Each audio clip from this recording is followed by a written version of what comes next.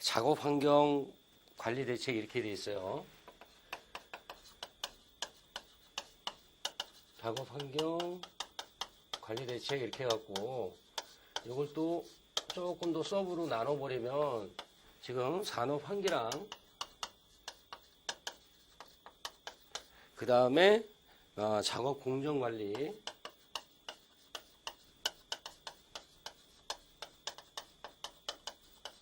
그 다음에 개인 보호구.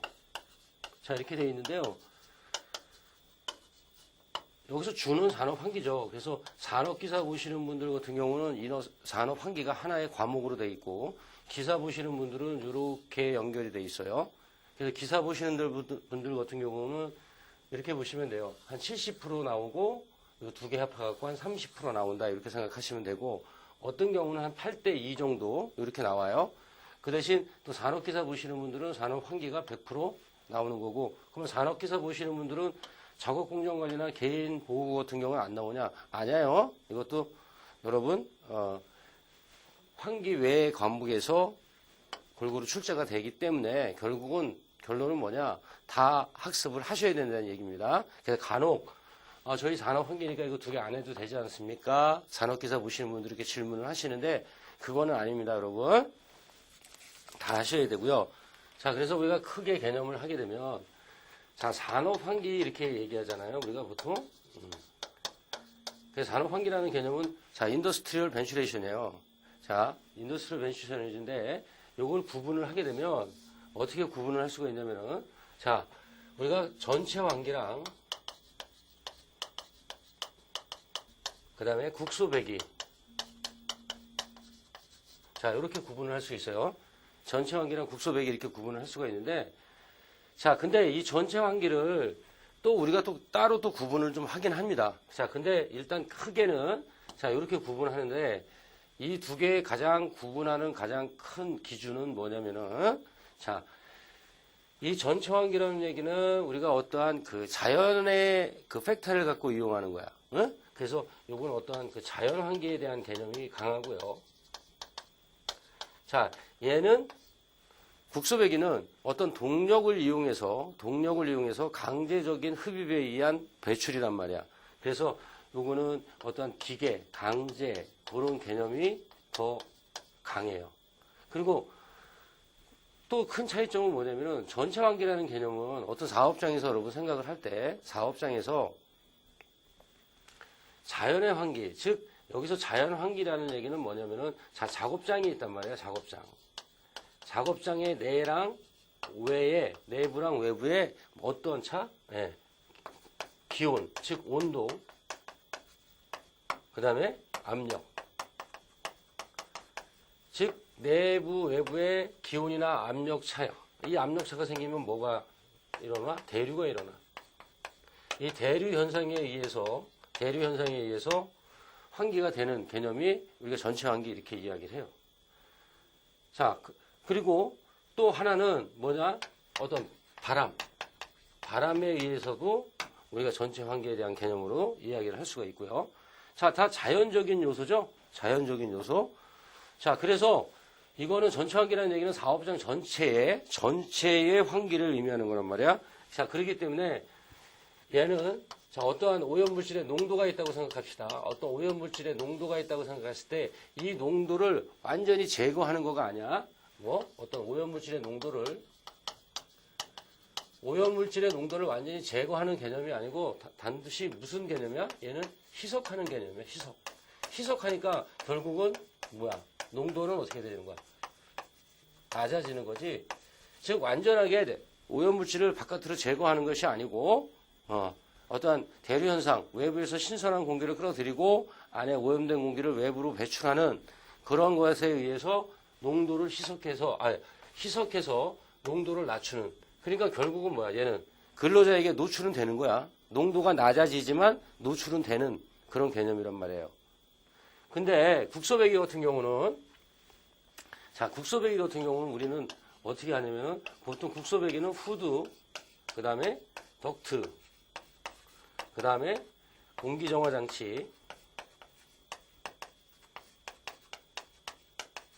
그 다음에 팬, 송풍기라고 하죠. 그 다음에 배기덕트. 이렇게 구성이 됐단 말이야. 구성 순서도 가끔 시험 문제 나오죠. 자, 근데 여기서 팬이라는 얘기는 하나의 뭐야? 에너지를 발휘해서 하나의 동력원이지, 얘가. 사람을 치면 심장이야, 심장. 얘가 오프되면 이 라인은 전체가 다 죽는. 자, 그래서 여기서 어떤 에너지를 발휘해서 후드에서 발생되는 오염물질을 후드에서 이렇게 흡입하는 거지. 완벽하게 흡입을 해서 이 과정을 거쳐서 결론적으로 배기덕트를 거쳐서 배기를 하는 이런 개념인데, 그러다 보니까 얘가 뭐야? 하나의 기계적인 요소를 갖고 한다 그래갖고 기계 환기 이렇게 이야기를 한다고요. 자, 그러면 우리가 여기서 봤을 때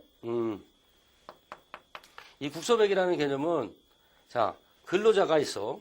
여기서는 지금 근로자에게 시석이 돼서 농도가 단순히 뭐야? 낮아지는 개념인데, 여기서는 근로자에게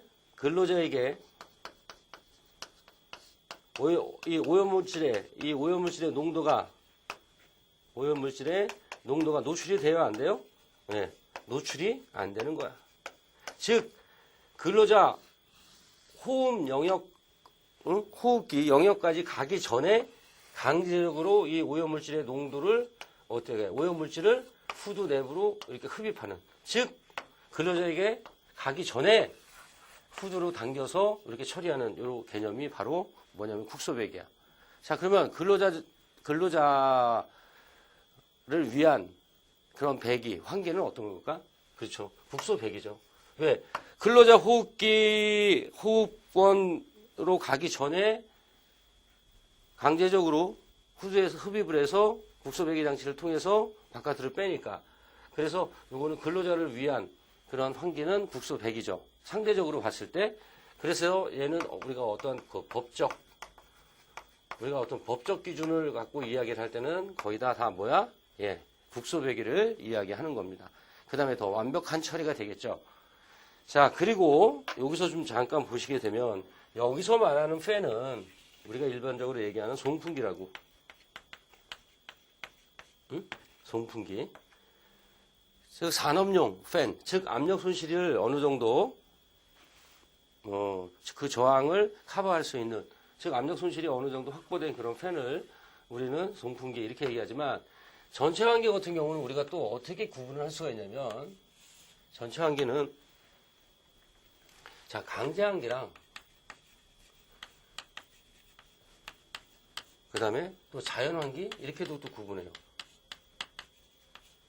자, 이렇게 일단 크게 구분하고, 요거는 근데 여기서의 강제 환기라는 얘기는 이 국소배기 장치에서 쓰는 이 팬에 대한 개념이 아니고, 여기는 주로 원심력식 팬을 쓰는데, 여기서는 하나의 우리가 어떻게 생각하시면 되냐면은 뭐 충류식 이렇게 볼 수도 있고, 충류식 이렇게 볼 수도 있고, 또는 우리가 어떠한 환풍기, 여러분 환풍기 아시죠? 응? 환풍기.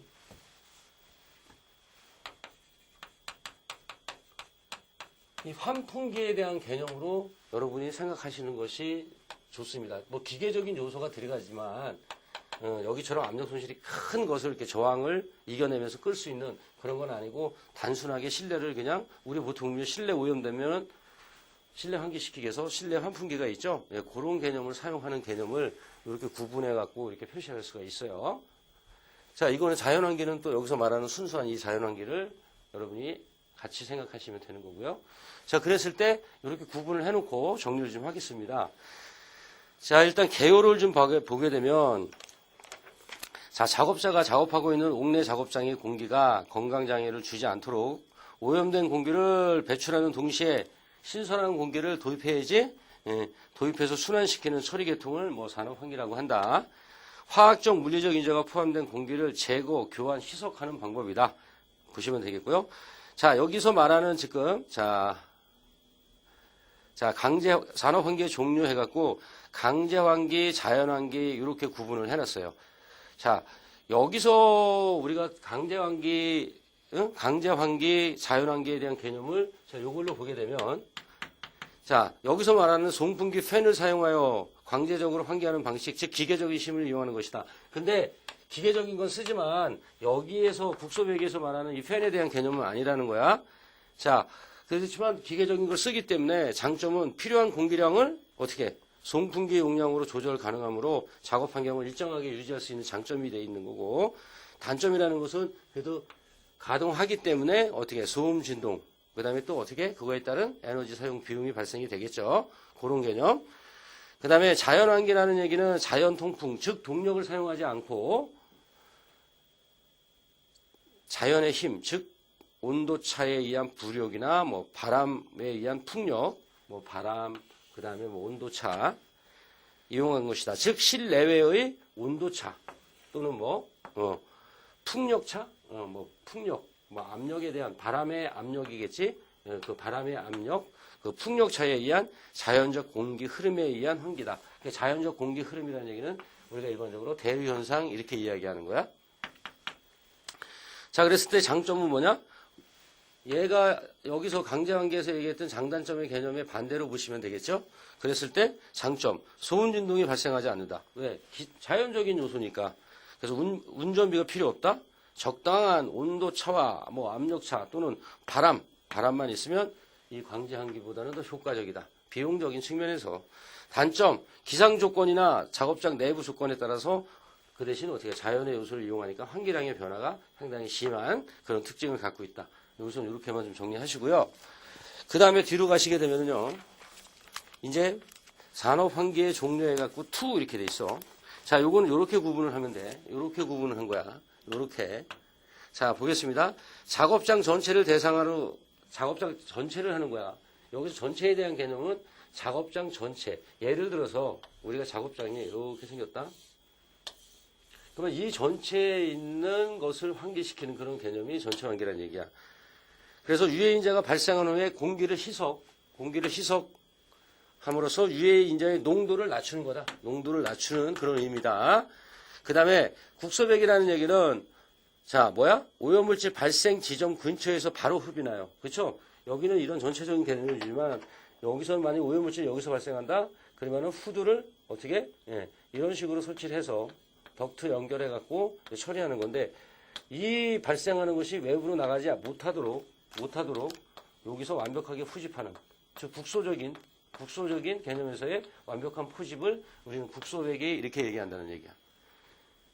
그래서 그 얘기가 그 얘기입니다. 오염물질 발생 기전 근처에서 바로 흡인, 환기시키는 방식으로 유해인자가 근로자에게 도달하기 전에 아까 얘기했지? 전에 미리 오염물질을 제거하는 방법이 바로 국소백이다. 이렇게. 자, 그러면 전체 환기든 국소백이든 산업 환기의 목적이 있습니다. 목적. 자, 목적을 보게 되면 자, 보겠습니다. 일단 공통적인 목적은 유해물질의 농도를 감소시켜서 근로자들의 건강을 유지 증진시키는 데 있다. 즉 이걸 함으로써 TAV 개념이죠. 이 허용 기준치보다 낮게 허용 기준치 이하로 낮추는 의미가 있고 그 다음에 또 화재나 폭발에 대한 예방이 있어요. 즉 산업재해지 화재나 폭발 등의 산업재해를 예방할 수 있는 목적이 있고요. 그 다음에 또 이렇게 함으로써 결론적으로 작업 생산 능률이 향상되는 그런 목적도 있다. 그래서 목적 3가지는 여러분 정리 좀 해주시고요. 자, 그 다음에 유체 흐름의 기본 개념에 갖고 단위 이렇게 돼 있어요. 앞으로 환기는 계산 문제가 좀 많이 나옵니다. 자, 그래서 단위 같은 경우는 여러분이 한번 쭉 보시는데 여기서 한 가지만 좀 잠깐 말씀을 좀 드릴게요. 우리가 보통 보게 되면은 우리가 일반적인 단위 계산할 때 나중에 계산 문제 할 때 다시 한번 얘기하지만 보통 MKS로 맞춰라 이렇게 이야기를 해요. 자, 특별한 계산 문제 빼놓고는 자, 여기서 M이라는 얘기는 뭐냐면은 문제에서 길이에 대한 개념을 주면 길이의 단위는 뭐야? 우리 센티미터도 있고 밀리미터, 뭐 마이크로미터 여러 가지가 있죠. 길이의 단위는 자, 메타로 맞추고 그 다음에 무게의 단위는 뭘로? 킬로그램으로 하고 시간에 대한 개념은 세크로 하게 되면 단위 지우기가 자연스럽게 그냥 지워져요. 그래서 문제에서 특히 환기 계산에서는 문제에서 길이는 메타로 무게는 킬로그램으로 그 다음에 시간은 세크로 통일을 해서 계산하는 것이 가장 일반적으로 쉽게 할 수 있는 방법이다. 그 다음에 거기 보면 길이에 대한 단위가 있고 질량에 대한 단위, 시간에 대한 단위, 넓이, 부피, 그 다음에 뭐 온도 이렇게 쭉 있습니다. 요거는 뭐 강의가 필요한 거가 아니고 여러분이 요 단위 환선은 무조건 하실 수가 있어야 돼. 이 단위 환선이 안 되면 나중에 계산할 때 상당히 애를 먹으세요. 그렇기 때문에 길이에 대한 단위, 질량의 단위, 그 다음에 시간의 단위, 넓이 또는 부피에 대한 단위 교재에 있는 것만이라도 여러분이 많이 숙지를 하셔서 실제로 문제에 적용할 수 있게끔 해 주시기 바랍니다. 문제 풀 때, 문제 이제 뒤에 쭉 상당히 문제가 많아요. 환기 쪽에. 문제를 풀면서 그때 다시 한번 말씀을 드릴게. 일단 기본적으로 길이, 질량, 시간, 넓이, 부피에 대한 단위는 여러분이 환산할 수 있게끔 꼭 알아두시고요. 그 다음에 온도가 나옵니다. 그래서 공학적으로 쓰이는 온도는 일반적으로 우리가 서십시랑 그 다음에 화씨 온도를 쓰는데, 자, 섭씨 온도, 화씨 온도, 뭐 절대 온도에 대한 그 정의가 나옵니다. 한번 읽어봐 주시고요. 뒤로 가게 되면은 가끔 나오는 문제가 나오는데 뭐냐, 섭씨랑 화씨랑 서로 호환성 있게 여러분이 알아두셔야 돼. 그래서 섭씨 온도 같은 경우는 뭐 어떻게, 화씨 온도에서 32를 빼서 곱하기 9분의 5를 하면 되는 거고, 그 다음에 반대로 섭씨 온도를 주고 화씨 온도를 구하라 그랬을 때는 5분의 9 곱하기 섭씨 온도를 한 다음에 플러스 32를 하시면 돼. 그래서 특히 이 섭씨랑 화씨는 서로 호환해서 계산 문제가 나올 수 있으니까 요 식은 확실하게 좀 알아두시고요. 그 다음에 절대 온도라는 얘기는 섭씨 온도에다가 273을 더하는 거. 그 다음에 이제 또 랭킨 온도라고 있어. 이 랭킨 온도라는 얘기는 화씨 온도에다가 460도를 더해서 우리가 나타내는 온도를 랭킨 온도 이렇게 표현을 합니다. 요거까지. 자, 그 다음에 단위만 갖고 단위만 별도로 해서 시험 문제 나오는 것이 바로 이 압력입니다. 응? 그래서 거기서 여러분 보시게 되면은요. 자, 압력이라는 얘기는 어떠한 단위 면적, 가로, 세로 어떤 면적에 작용하는 수직 방향의 어떤 힘. 그 다음에 여기는 면적의 수직 방향으로 작용하는 힘을 우리는 압력이라고 하는데, 이 압력의 단위는 아주 다양하게 씌우고 있습니다. 씌우기 때문에 그거에 대한 거. 그래서 그 리을을 먼저 갈게요. 그래서 1ATM은 이렇게 돼 있어. 이게 뭐야? 1기압이라는 얘기지. 1기압은 우리가 수분주로는 760 mmHg. 그 다음에 10332 mm H2O. 그래서 요 표현 단위에 따라서 앞에 있는 개수가 다 틀려집니다. 그렇죠? 그래서 문제에서 요 개수를, 요 단위만 주고 요 개수를 찾게끔 하는 문제들을 상당히 많이 만들고 있어요. 실기 때도 그렇고요. 그래서 거기 보게 되면은 미리미리 H2O만 있는 게 아니고 킬로그램 F4 센티미터의 자승, 그 다음에 또 킬로그램 메타의 자승, 그 다음에 PSI, 그 다음에 TORR, 그 다음에 미리미리 AQ 이런 식으로 해갖고 파스칼까지 해갖고 세 줄을 해갖고 한 몇 개가 있나요? 2, 4, 6, 8, 10, 12, 14개 정도의 단위에 대한 개념을 이건 무조건 암기되셔야 됩니다. 꼭 알아두시고요. 그 다음에 그 위로 올라가게 되면은 자, 1파스칼이라는 얘기는 자, 1파스칼이라는 얘기는 1뉴턴포 메타 자승이랑 같습니다. 자, 그래서 바로 표시했을 때 다인 퍼 센티미터 자승으로 표시했을 때 미리미리 H2O, 즉 1파스칼에 대한 단위 환산도 몇 개가 있어요? 단위가 한 5개 있죠? 4개요. 이것도 알아두시고요.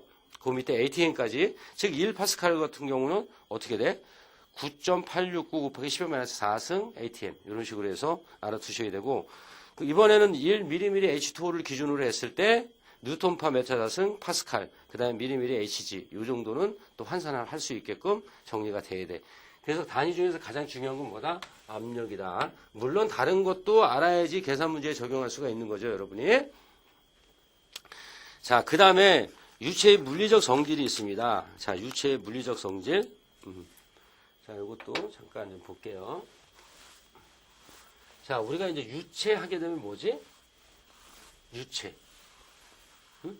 여러분, 유체 하게 되면은,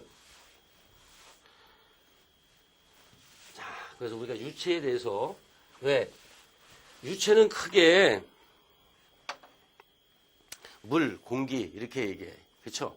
그래서 우리가 유체의 가장 기본적인 어떠한 이론, 개념을 우리는 유체역학, 그렇죠? 유체가 갖고 있는 어떤 특성 또는 이론을 유체역학 이렇게 해갖고 하나의 과목으로 학교에서 배우시잖아요.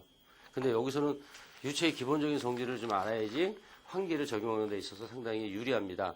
그래서 유체에 대한 개념을 지금부터 해갖고 한 2-3시간 같이 환기 쪽이랑 엮어서 여러분한테 이야기를 할 거예요. 상당히 중요한 시간입니다. 자, 보게 되면, 자, 유체의 특성을 볼게요. 일단 유체에 대해서. 그래서 여기서도 유체의 특성에 대한 설명 중 바르지 않은 것, 이런 식으로 문제를 만든다고. 자, 대부분의 물질은 고체, 액체, 기체 상태로 나누어 어느 한 상태로 존재하며 유체란 액체나 기체 상태로 흐르는 흐름을 가진 물질이다. 이렇게 돼 있어. 그렇죠? 유체랑, 응? 자, 유체라는 것은 어떻게 액체, 그 다음에 기체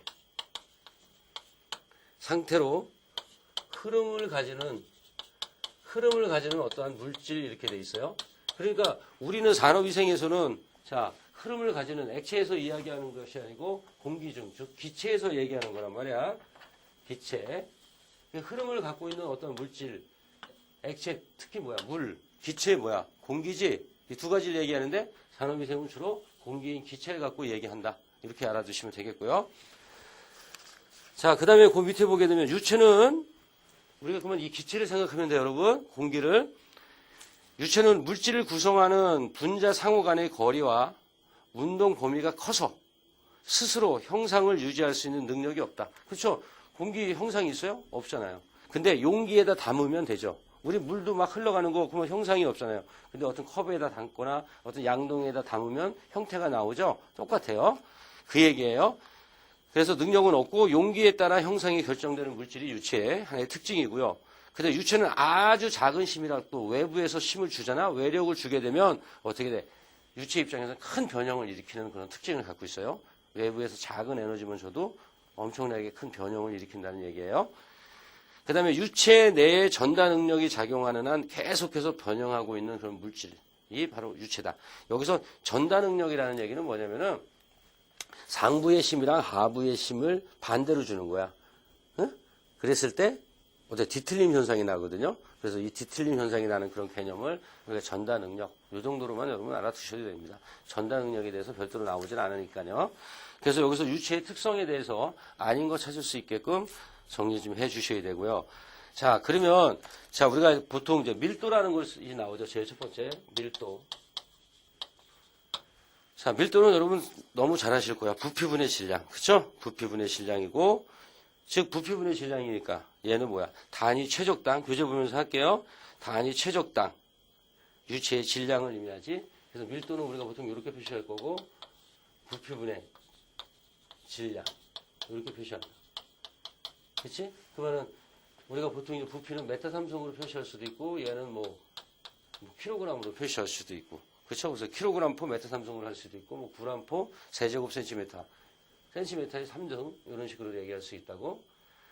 자, 그냥 일반적으로 우리가 가장 많이 이야기하고 있는 그런 밀도. 자, 거기서 보게 되면 0도씨 1기압의 건조한 공기의 밀도는 약 1.293이다.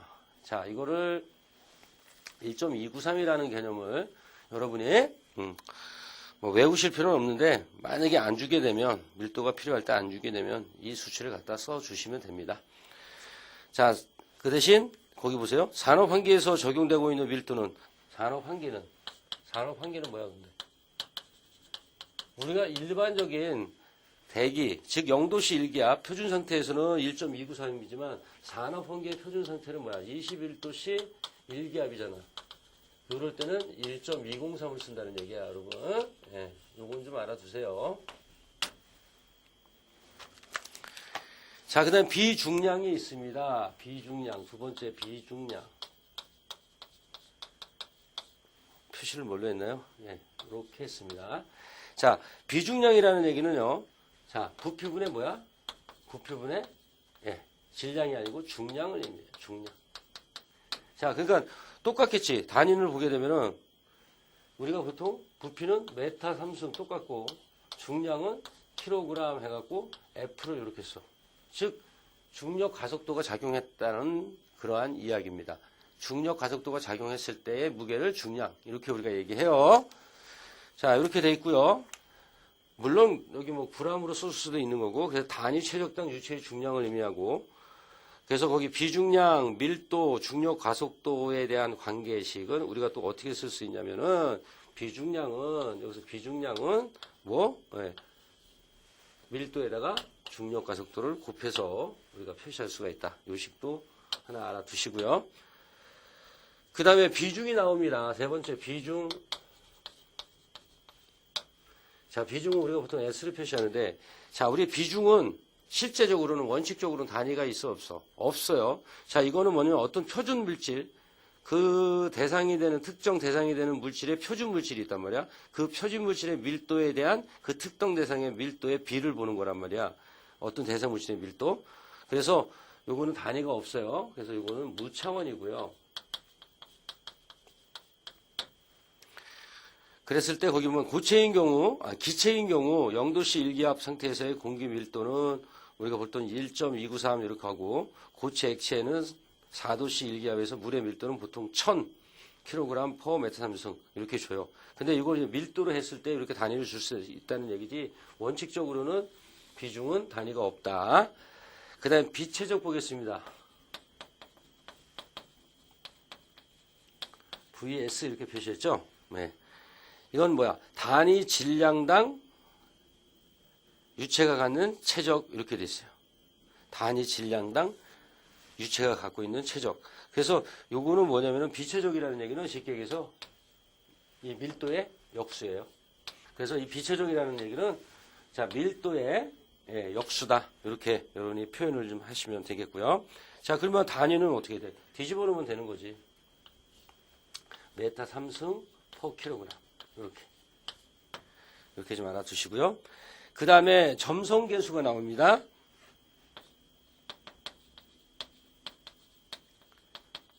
자, 점성계수가 있고요. 그 다음 페이지 한번 여러분 넘어가 보실래요?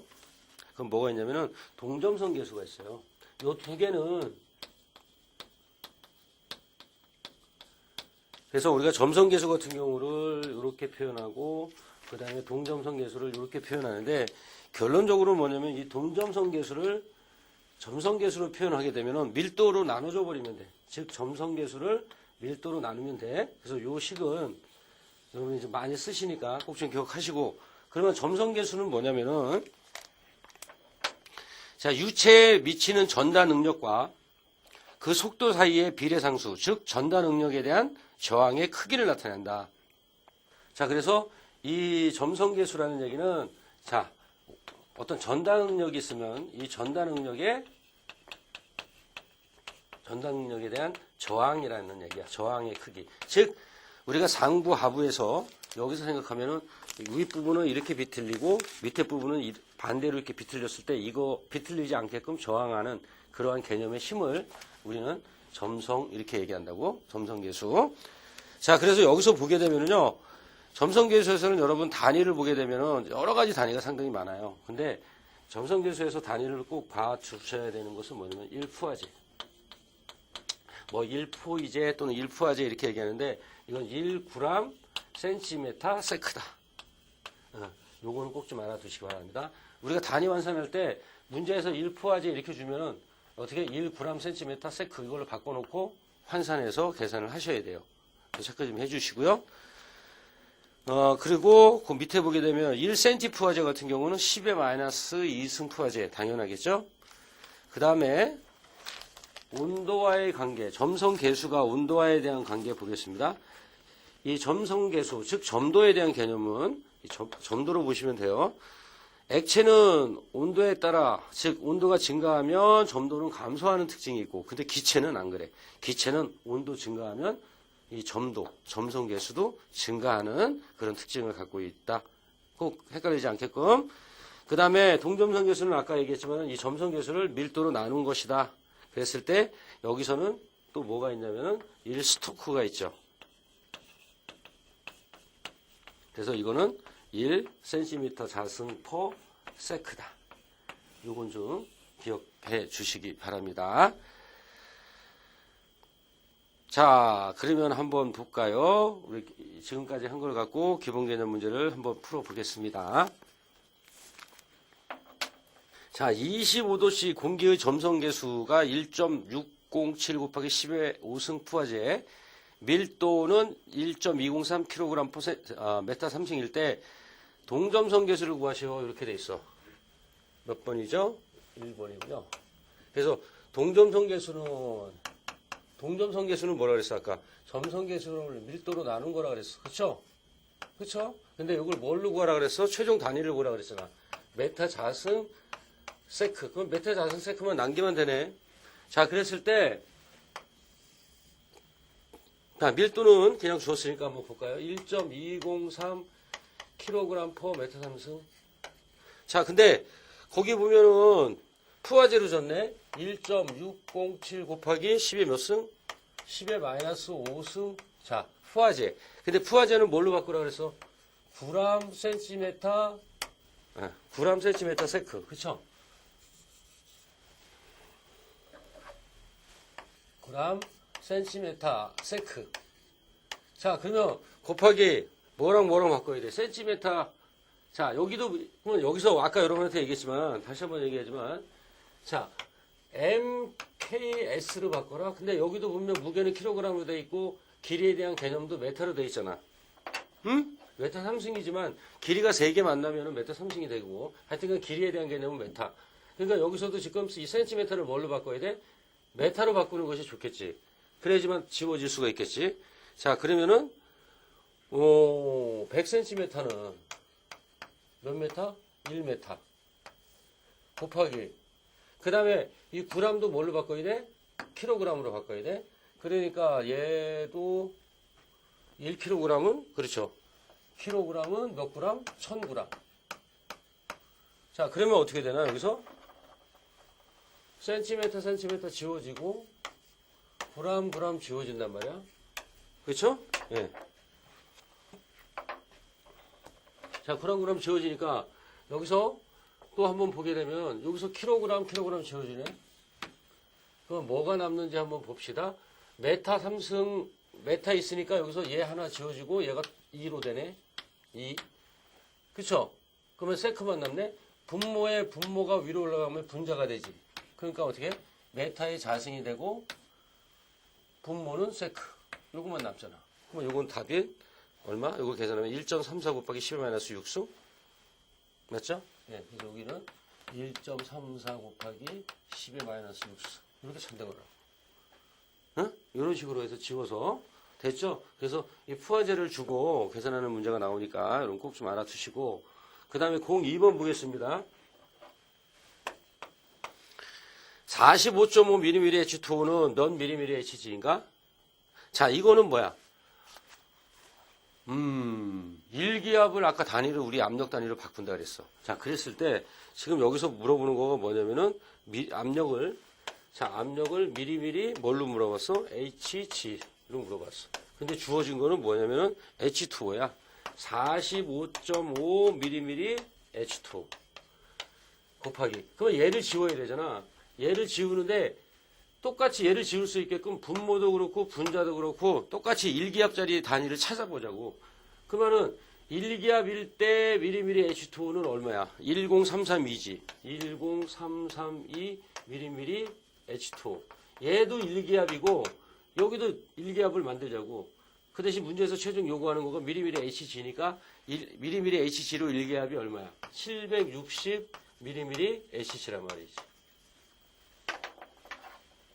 그러니까 지워지죠? 그러면은 3.35.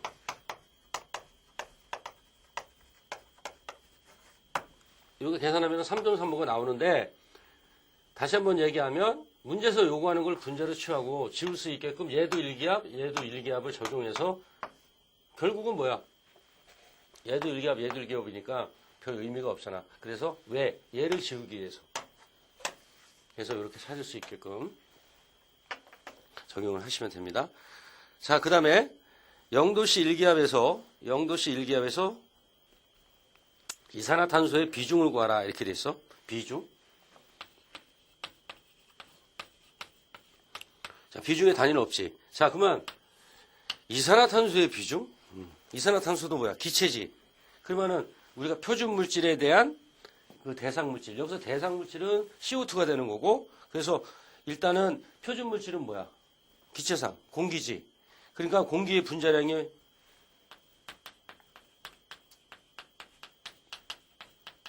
그 다음에 CO2의 분자량. 똑같잖아. 얘는 표준 물질이고. 그러니까 우리가 건조기의 분자량 같은 경우는 여러분이 참고적으로 하나 좀 알아두셔야 돼요. 교재에 있는 것처럼 28.95 이렇게 28.95 요 수치는 좀 알아두세요. 참고적으로. g을 붙여도 되고 안 붙여도 돼요. 그러면 CO2의 분자량은 어떻게 돼? C는 12고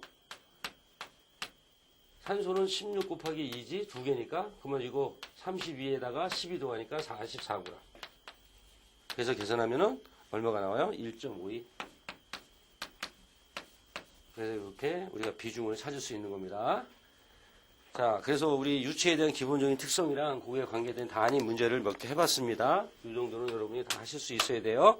이번 시간 여기까지 마치고요. 자, 다음 시간에는 자, 표준 공기에 대한 내용 이어가면서 이제 유체의 아주 기본적인 우리가 꼭 알아야 되는 어떠한 특성이 세 가지가 있습니다. 그 세 가지에 대해서 다음 시간에 이어서 강의하는 걸로 하겠습니다. 자, 이번 시간 여러분 우리 이제 기본적인 개념을 잡아서 가는 거예요. 천천히 갈 테니까 꼭 쫓아와 주시기 바랍니다. 자, 수고하셨습니다. 마치겠습니다.